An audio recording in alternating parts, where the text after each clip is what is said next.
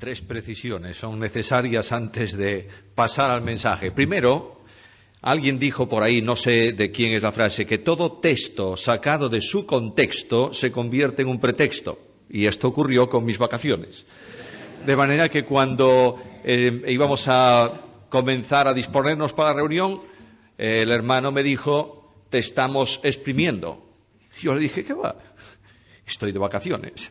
Y estoy de vacaciones porque realmente en nuestra iglesia me tratan mucho peor en cuanto a actividades, de manera que estoy de vacaciones. Segundo, se ha mencionado a mi esposa Esther y se le ha llamado paciente y sufrida. No hay duda que es una tremenda verdad. Yo diría algo más, tiene una tremenda deformación teológica, porque solamente me escucha predicar a mí.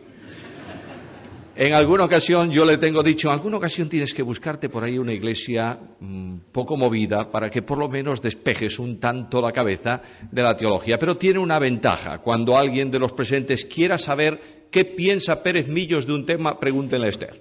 Ella es la que ha escuchado sufridamente mis sermones a lo largo de muchos años de ministerio.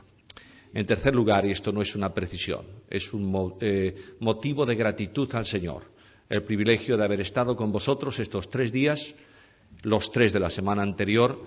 El privilegio es importante porque nos habéis dado ocasión de servir al Señor entre vosotros. Quiero tener presente siempre que el título de honor de un cristiano no es otro más que este: téngannos los hombres por siervos de Jesucristo. Uno de estos días decía, no sé si el primero o el segundo día, decía que la Iglesia de Cristo está sobrada de grandes hombres y está necesitada de siervos. Simplemente esto. Y cuando tú te sientes de esta manera, eres un instrumento en las manos del Señor y toda la gloria del ministerio y del trabajo no es tuya. Es del Señor que utiliza el instrumento. A Él sea la gloria en todo. Llegamos esta noche, esta tarde, al último tema que tiene que ver con una pregunta genérica que hemos propuesto desde el primer día. ¿Quién es Jesús? No se puede predicar el Evangelio si no está presente Jesús. No se puede predicar el Evangelio si la cruz de Cristo no está en el centro del mensaje. No se puede hablar de salvación si no anunciamos al Salvador. De manera que la pregunta es importante no solamente para salvación, sino también para renovación de vida. ¿Quién es Jesús? El primer día consideramos como respuesta a esta pregunta, y decía en aquella ocasión que tiene muchas respuestas bíblicas, todas ellas.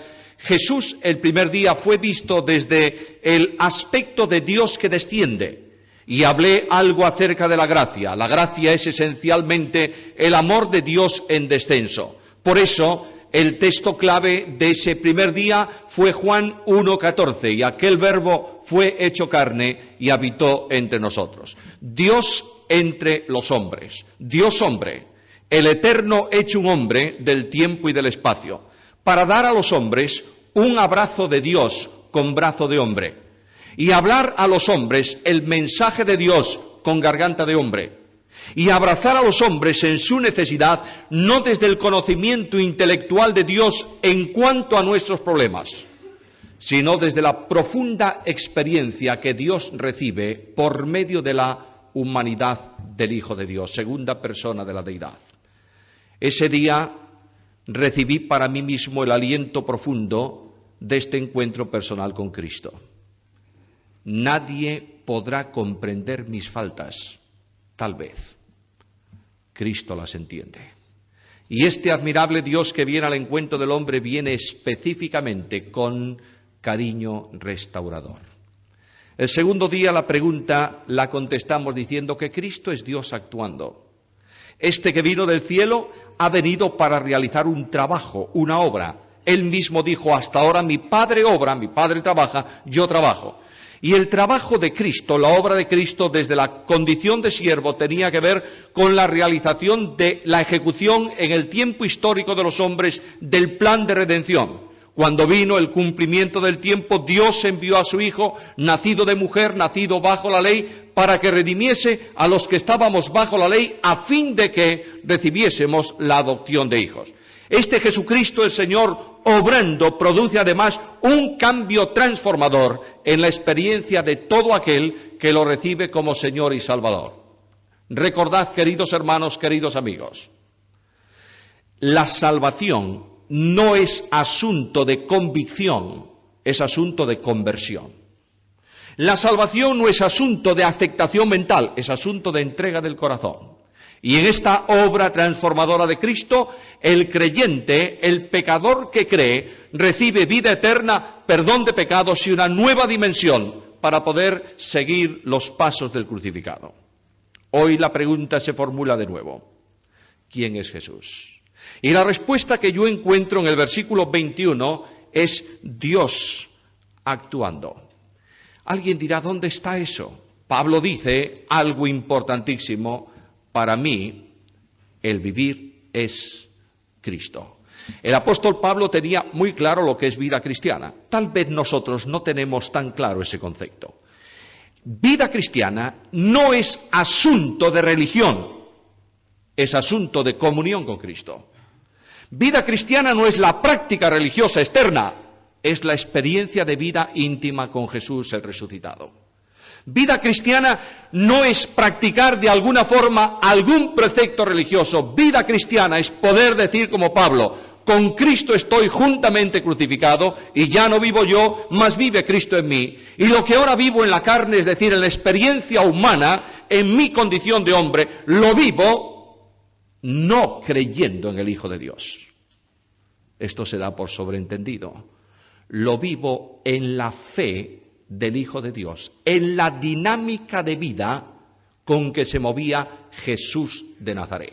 Y cuando esto se produce en la experiencia de un cristiano, el mensaje del Evangelio se multiplica visiblemente ante el mundo que nos rodea. Estoy convencido, mis queridos hermanos, mis queridos amigos, que el mundo actual necesita un cambio radical en la proclamación del Evangelio. Que el Evangelio no puede ser simplemente la expresión teológica de conceptos desde un púlpito, sino específicamente un estilo de vida de cada cristiano. Y en este sentido el estilo de vida impacta mucho más que las palabras. Cuando a veces yo veo hogares que se deshacen, pregunto: ¿cómo voy a hablar a estos niños del amor de Dios? ¿De qué manera? Necesitamos una renovación intensa en el pensamiento bíblico sobre evangelización y otros muchos aspectos. Permitidme esta tarde mencionaros el porqué sobre este texto encuentro que Cristo es, que Jesús es Dios obrando. En primer lugar, quiero hablaros algo acerca de Jesús como la razón de la vida. En segundo lugar, hablaré algo acerca de Jesús como el modo de vida. Y finalmente, terminaré mencionando algo sobre Jesús como la esperanza de vida. Primeramente, Jesús como razón de vida. La Biblia presenta a Cristo como el comunicador de la vida. Cuando Juan introduce la persona admirable de Jesucristo en su Evangelio, capítulo 1, dice varias cosas acerca del Señor. Una de las grandes verdades es esta: en Él estaba la vida. Es decir, Cristo es el núcleo comunicador de la vida. Cuando hablamos de vida, necesariamente tenemos que vincular este asunto con Dios. Dios es el autor y dador de la vida. Los científicos de nuestro mundo son capaces de hacer enormes proezas, tremendos prodigios.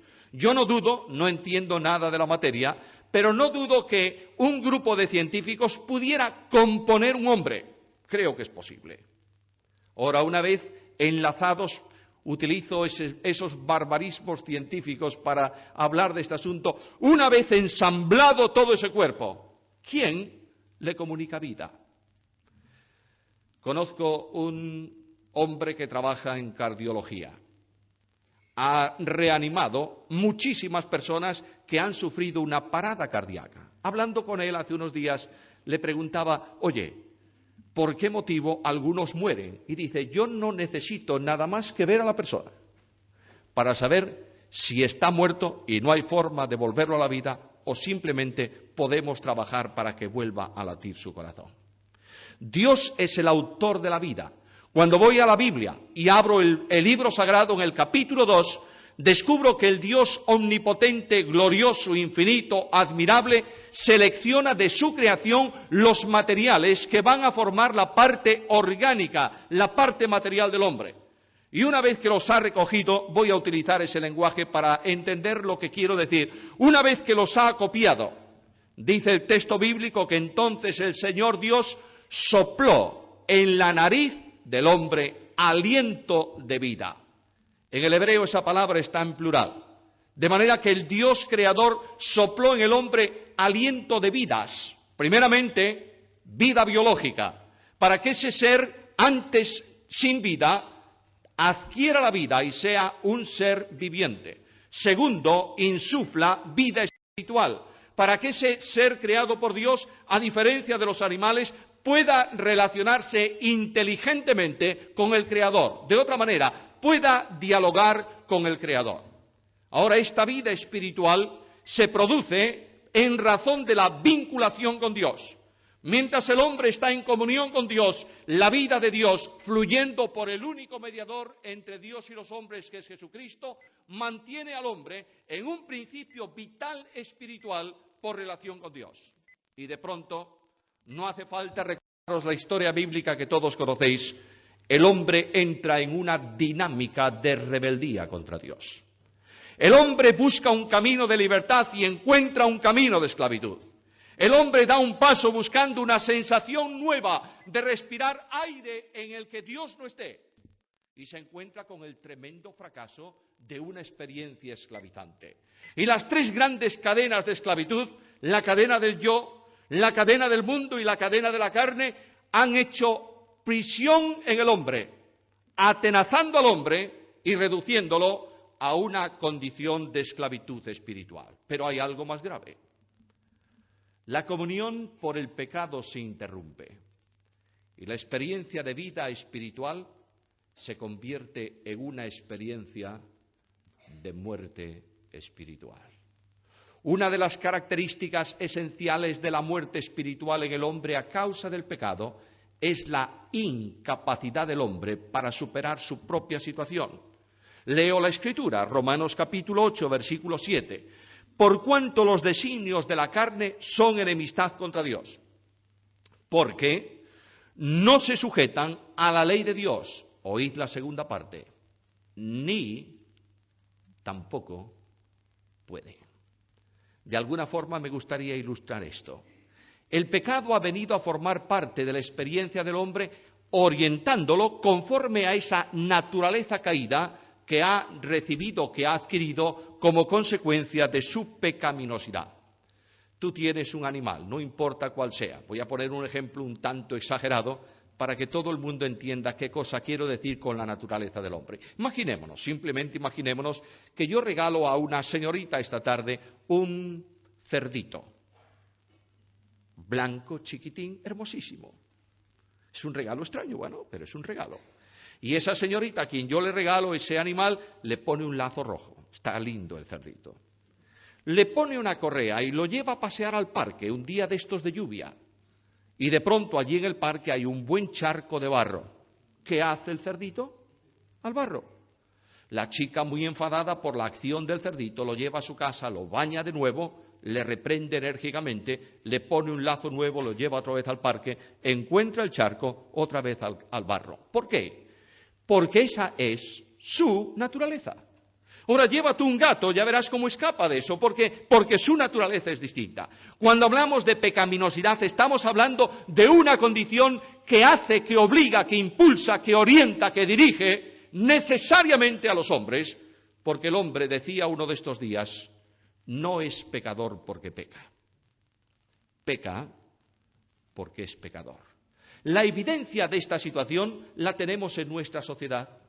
El apóstol Pablo hablaba de una situación que no era capaz de superar y utilizaba estas palabras en la carta a los romanos, miserable de mí. Pero inmediatamente que Pablo se da cuenta de que humanamente hablando no puede alcanzar la meta de Dios, el apóstol vuelve los ojos a Jesús y dice, pero gracias sean dadas a Dios por Jesucristo. Y este Jesucristo es de aquel de quien Pablo, escribiendo la carta a los Corintios, dice que nos lleva siempre en triunfo. El triunfo de la vida cristiana no es del cristiano. El éxito de la vida cristiana no resulta del esfuerzo del cristiano. La santidad de vida que Dios demanda no la puedes alcanzar tú. Solamente puedes llegar a esa dimensión especial cuando el Espíritu de Dios reproduce en tu vida a Jesús.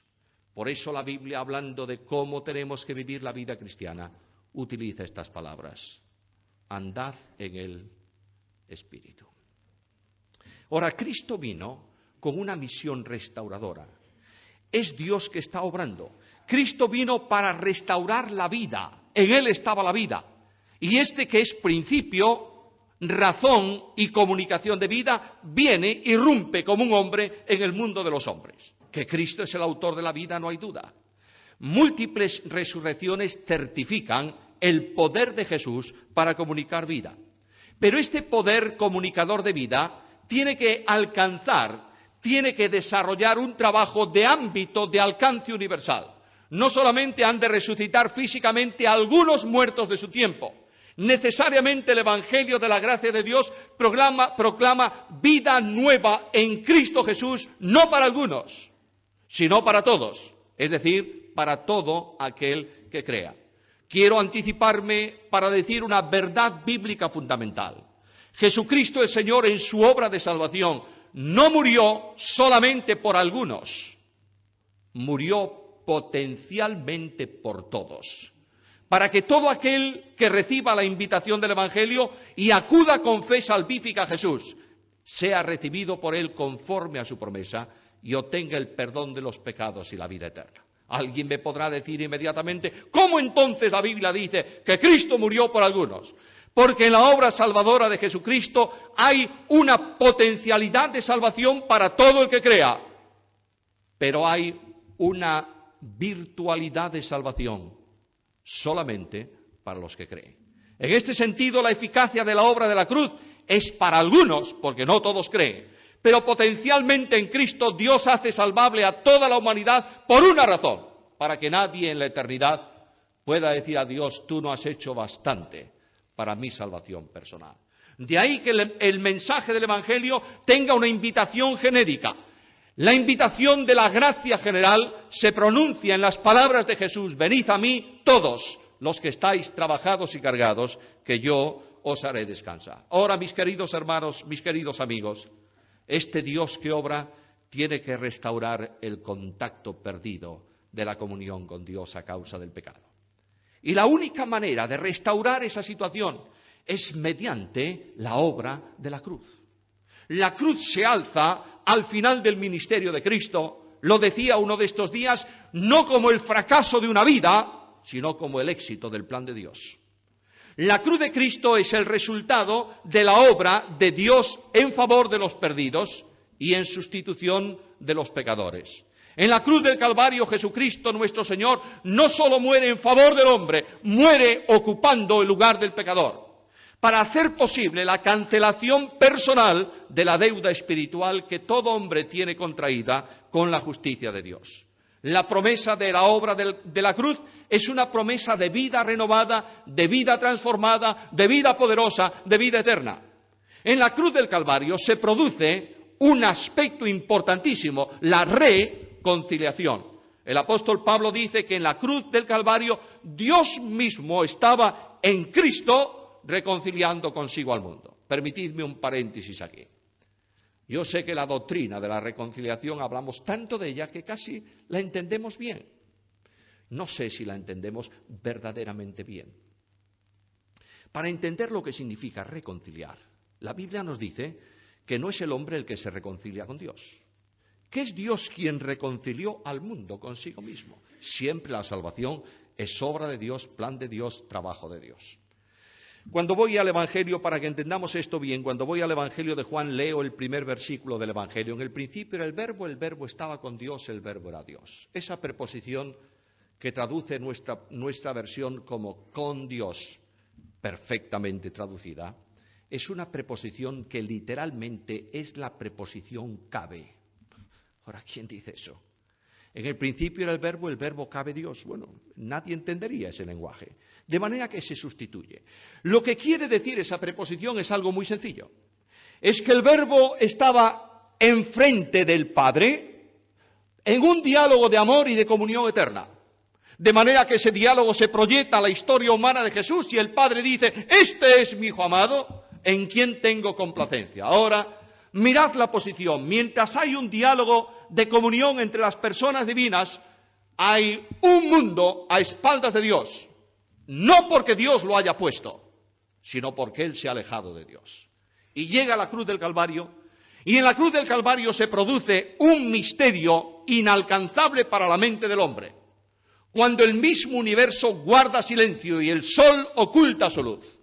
Cuando Cristo está solo allí adelante, sin pronunciar una sola palabra durante 3 horas de tinieblas. Y en ese tiempo puede utilizar como figura las palabras del Salmo, todas las ondas y las olas de la ira de Dios cayeron sobre Jesús. Y aquel que es inocente es hecho maldición por mí. Y hay un instante profundo, tenso, yo diría dramático, cósmicamente dramático, en donde el Padre vuelve espaldas a Jesús. Y cuando el Padre vuelve espaldas a Jesús, no por el pecado de Jesús, sino por el pecado del mundo puesto sobre Jesús, inmediatamente se encuentra con el mundo de frente que estaba antes a sus espaldas. Y se produce la reconciliación. Y Dios envía ahora a los mensajeros del Evangelio, id al mundo y decid a esos enemigos potenciales de Dios en malas obras que Dios ha abierto un camino nuevo mediante la obra de Jesús. Oh, mis queridos hermanos, mis queridos amigos, todavía hay algo más. Esta operación de gracia quedaría estéril a no ser por la obra de Dios. El Evangelio pronuncia un llamado y el llamado es obra del Padre. Cuando voy a la carta a los Romanos descubro que quien llama es el Padre. Alguien esta tarde me va a decir, no, yo tengo un texto ahí en donde quien llama es el Hijo y me va a citar Mateo 11:28. Muy bien, ¿qué dice el texto? Venid a mí, todos los que estáis trabajados y cargados. ¿Quién lo dice? Lo dice Cristo, está muy bien. Pero escucha lo que dice Cristo en su ministerio. Yo no hablo nada de mí mismo. Todo cuanto hablo, todo cuanto digo, lo he oído de mi Padre. El llamado a salvación es del Padre. El Padre llama al mundo perdido y lo conduce a Cristo. En segundo lugar, el sentimiento de pecado, que hace que el pecador diga, Señor, estoy perdido y sálvame. No es una obra del predicador del Evangelio. Es una obra del Espíritu Santo de Dios. Él convence al mundo de pecado, de justicia y de juicio. Quiero deciros, mis queridos hermanos, mis queridos amigos, que la salvación se produce no cuando el hombre se sabe perdido, sino cuando se siente perdido. En ese momento en que el alma se conmueve, se conmociona, en ese momento en que el fuego del infierno de la condenación ruge debajo de nuestros pies, en ese momento en que la cruz de Cristo alcanza un tinte admirable de perdón y de redención, es cuando el hombre dice, Señor, estoy perdido y sálvame, y solo el Espíritu Santo de Dios hace esa obra. Amados míos, pueblo de Dios, si el Espíritu Santo está contristado, no hay potencialidad de salvación en el mensaje del Evangelio. He visto conversiones asombrosas a lo largo de mis años sin una sola invitación del predicador, por la obra del Espíritu. Necesitamos el impacto del Espíritu que renueve el poder de la evangelización. Y la obra de redención que el Espíritu Santo realiza regenerando, lo hace también uniendo vitalmente al pecador con Jesús, para que la obra de comunicación de vida se lleve a cabo. Por eso cuando Pablo habla de la salvación, habla de resurrección. Efesios capítulo 2, versículo 6. Y juntamente con él nos resucitó. El texto griego tiene un énfasis muy notorio en esa frase. El texto griego dice lo siguiente: al juntarnos con Él, nos resucitó. Es la misma frase que dice el apóstol Pedro: allegándose a Él, piedra viva. Yo siento mucho que los revisores de la Reina Valera 60 hayan cambiado el verbo. Claro, ¿qué castellano hoy utiliza? O quién que utilice el idioma castellano, aunque no sea castellano, ¿quién que hable castellano utiliza el verbo allegarse? Nadie. Eso ya es una cosa vieja. Bueno, tiene mucha importancia. Allegarse no es lo mismo que juntarse. Juntarse tiene que ver con aproximación. Allegarse es colocarse en el lugar, estar allí en el sitio. De manera que la salvación se recibe cuando el Espíritu Santo coloca al perdido en Cristo. Y se produce el contacto de nuevo con la vida. Y se produce una resurrección. Y este que está en Cristo recibe vida eterna, perdón de pecados y seguridad de salvación. Y Jesús dice: está en mi mano, nadie las arrebatará de ella. Antes de pasar al segundo punto, yo quisiera ilustrar un poquito esto. Creo que el primer punto voy a ir mucho más rápido, nosotros nadie piense que va a durar mucho más tiempo. Este primer punto para mí es capital porque es la doctrina básica de la salvación en Cristo Jesús. Yo no sé cuántos de vosotros habéis leído El Peregrino. ¿Conocéis ese libro? Tengo una curiosidad. A ver, ¿cuántos han leído El Peregrino? Muy bien, gracias. Voy a pedir al librero de la iglesia que compre libros de Peregrino y surta a la congregación. Es un tremendo libro este del Peregrino. Es una alegoría, una fábula, una narración alegórica de la vida cristiana. El personaje central, el peregrino, el hombre que sale de la ciudad de destrucción y camina hacia la Jerusalén celestial. Juan Bunyan en ese libro relata cómo el peso del pecado gravitaba como un gran fardo cargado sobre las espaldas de Peregrino. Y ese peregrino, cargado con el fardo de su pecado, de pronto encuentra en su camino la cruz de Cristo. Está levantada sobre un montículo y Cristiano, que es un hombre, sube la ladera del montículo hasta que llega a los pies de la cruz. Y en ese momento, cuando la cruz cobra la dimensión tremenda de salvación por gracia y se entrega Cristiano al Salvador y recibe el perdón de sus pecados, dice Juan Bunyan, que entonces sintió como el fardo de su carga se desataba de sus espaldas y corriendo por la ladera se perdía en un sepulcro abierto. Cuando Cristiano sintió la liberación, ¿qué hizo? ¿Alabar al Señor? No hay alabanza más que realmente aquel que tiene a Cristo en su vida. Brevísimo paréntesis. La alabanza y la adoración no son actividades, son actitudes. No adoramos el domingo por la tarde y alabamos el domingo por la tarde antes del culto. No. La vida cristiana tiene que ser un acto permanente de alabanza y la vida cristiana tiene que ser un sacrificio permanente de adoración. Si no, no hemos entendido bien la razón de nuestra salvación. Ahora, cuando Cristiano alaba al Señor, lo hace con palabras hermosas y canta un cántico que dice: vine de lejos con la carga mía, cansado, sin alivio a mi dolor, mas en este lugar, oh, qué ventura, mi solaz y mi dicha comenzó. Aquí cayó mi carga y su atadura en este sitio rota yo sentí. Bendita cruz, bendita sepultura y más bendito quien murió por mí. ¿Sabes qué es esto? Esta es la vida nueva en Cristo Jesús. En segundo lugar, la obra de Cristo tiene que ver con un modo de vida. Vuelvo al texto. Y el apóstol Pablo dice: porque para mí el vivir es Cristo. La vida cristiana es esencialmente una vida de libertad. Si Cristo vino para recoger, para rescatar, para redimir, para sacar a los que estábamos bajo la potestad de las tinieblas, significa que ha venido para darnos libertad.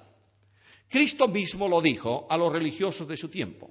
Cristo dijo a aquellos que estaban escuchándole: si el Hijo os libertare, seréis verdaderamente libres. Ahora, mis queridos hermanos, mis queridos amigos, la libertad no se obtiene en un momento del pasado, sino que es una acción permanente de Dios en tu vida.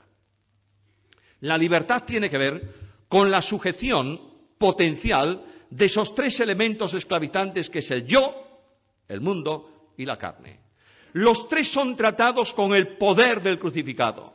De manera que cuando Pablo habla del mundo, dice, lejos esté de mí gloriarme, sino en la cruz de nuestro Señor Jesucristo, por quien el mundo me es crucificado a mí y yo al mundo. Cuando habla de la carne, el apóstol dice que aquellos que han sido revestidos de Cristo han crucificado la carne con sus pasiones y deseos. Y cuando habla del yo, mencionaba el texto de Gálatas 2:20, cuando Pablo dice, con Cristo estoy juntamente crucificado y por esa razón ya no vivo yo. ¿Cuándo eres libre? Cada instante que vives al libertador que es Cristo.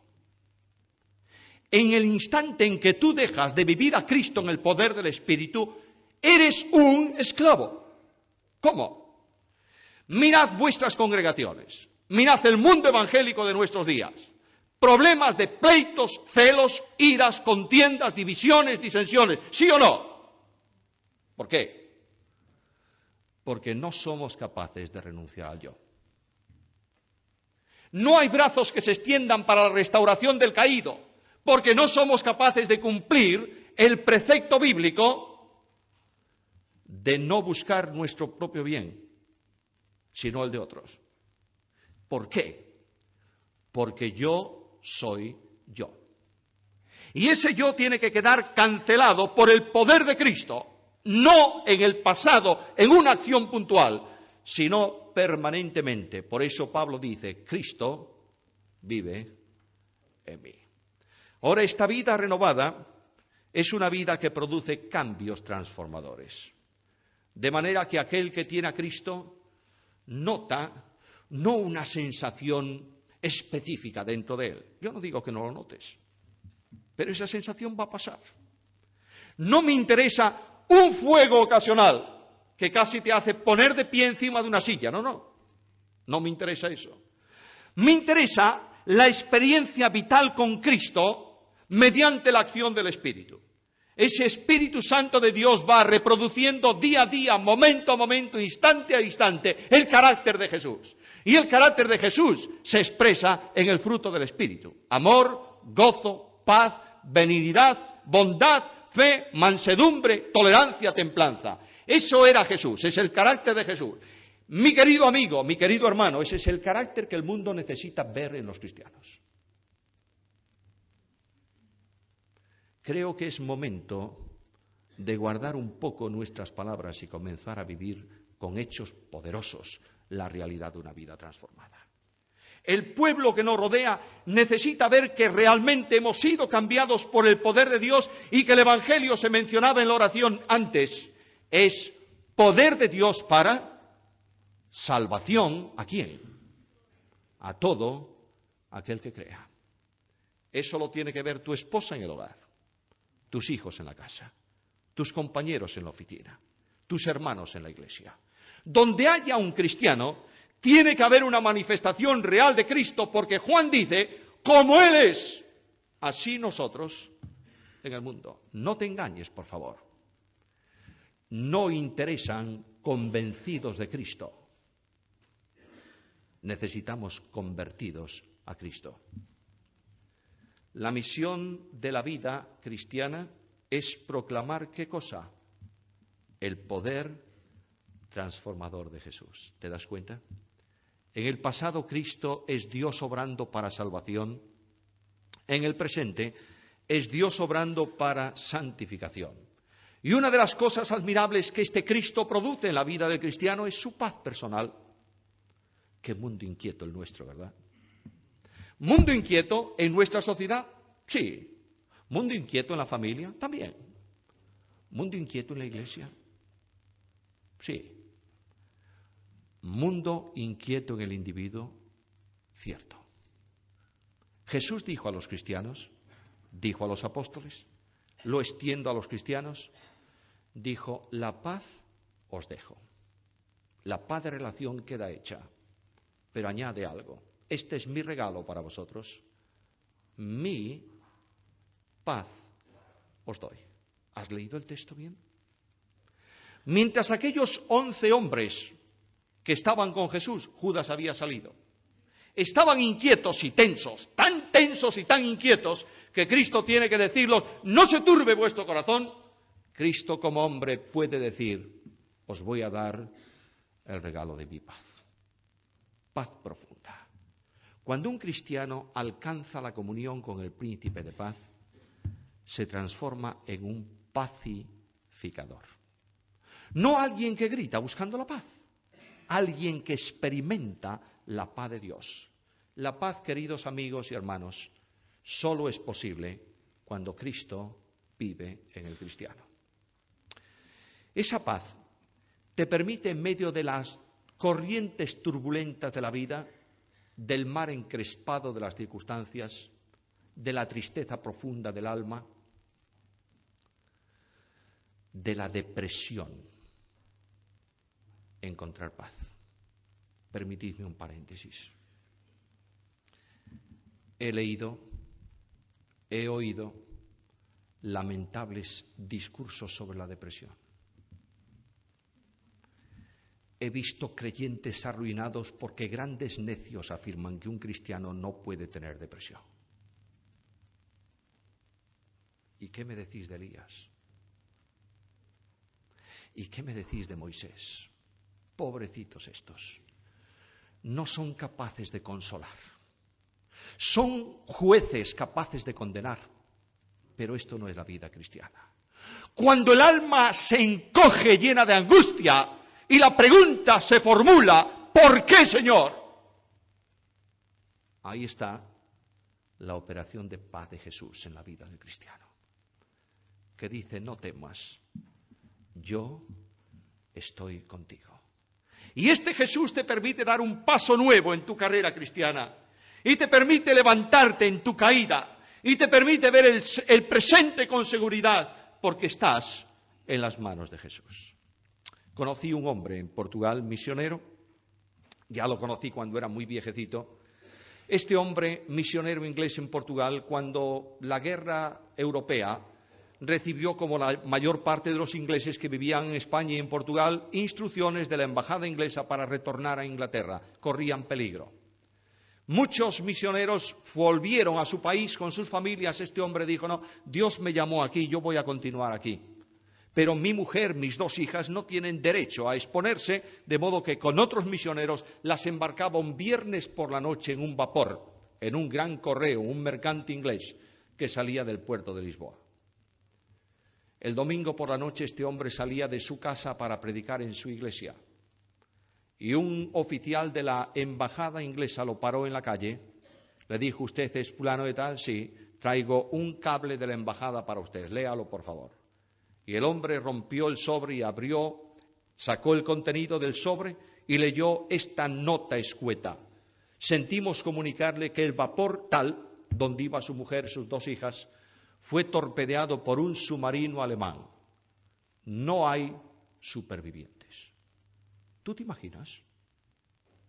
¿Te imaginas a este hombre? ¿Te imaginas que este hombre se parase en medio de la calle y dijese al Señor, ¿para qué? No. Esta es la pregunta de los héroes de la fe.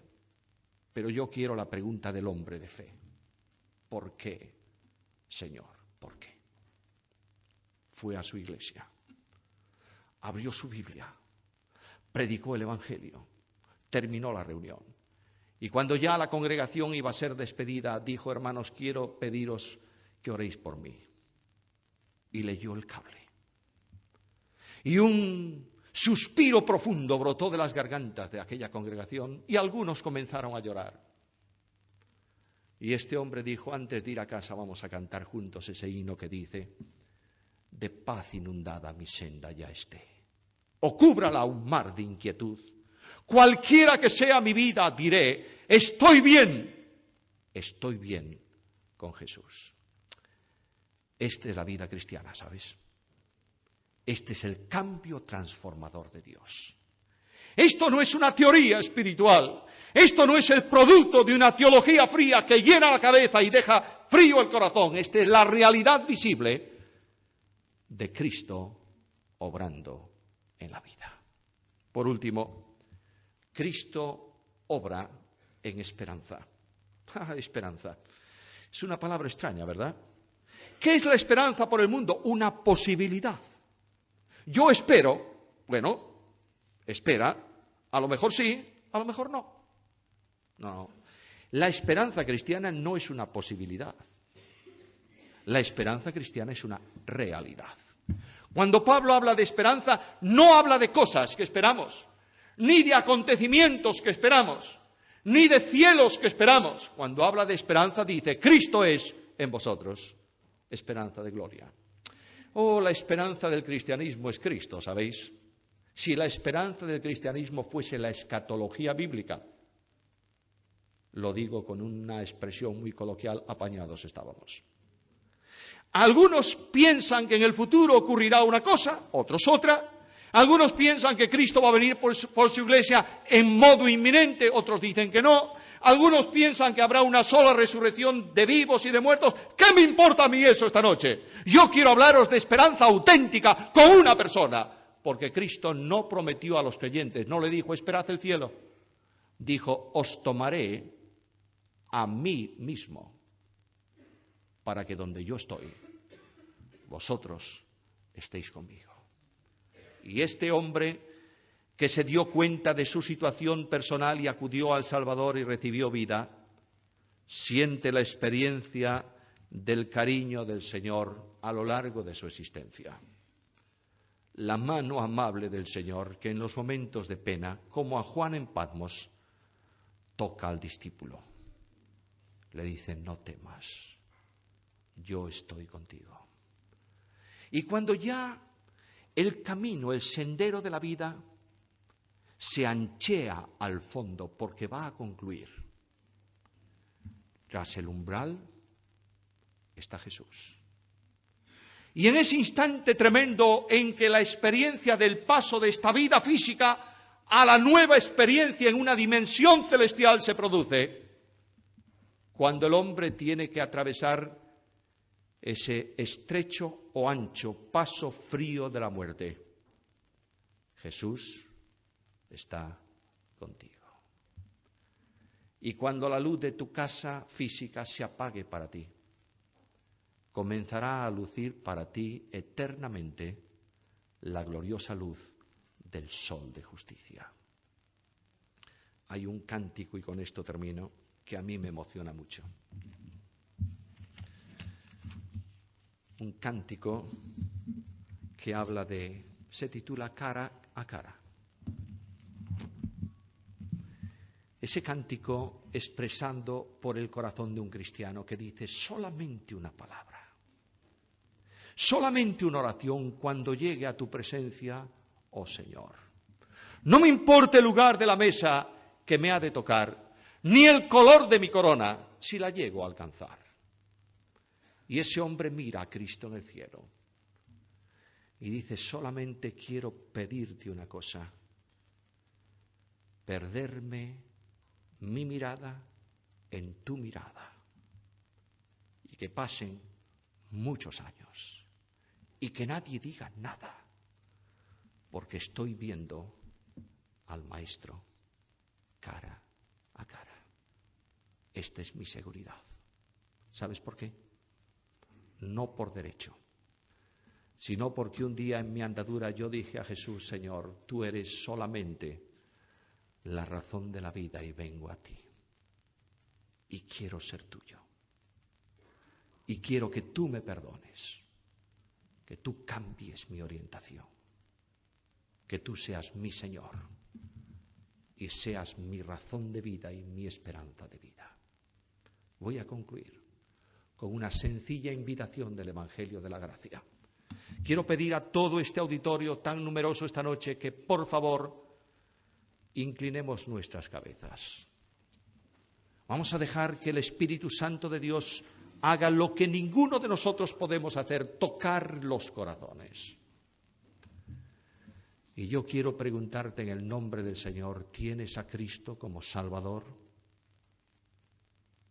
¿Has recibido vida nueva en Jesús? ¿Le has dado tu corazón? El Señor te dice esta noche, venid a mí los que estáis trabajados y cargados, y yo os haré descansar. Si no tienes a Cristo, no tienes la vida. ¿Quieres recibir a Jesús esta tarde?